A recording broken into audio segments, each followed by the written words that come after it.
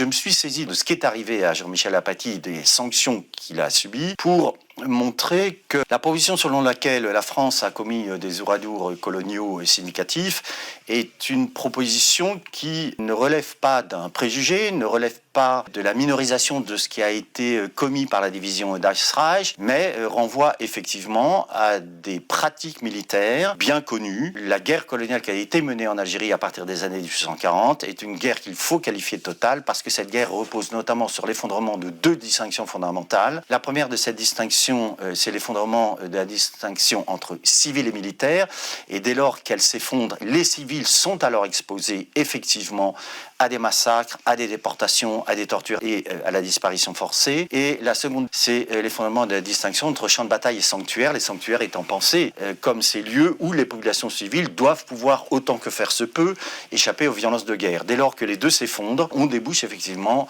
sur ce qu'il faut bien qualifier de guerre totale, en rappelant que cette guerre totale a également été menée à partir du 1er novembre 1954, lorsque débute la guerre d'Algérie, et que cette guerre totale a également été employée au Cameroun, y compris après l'indépendance de ce pays.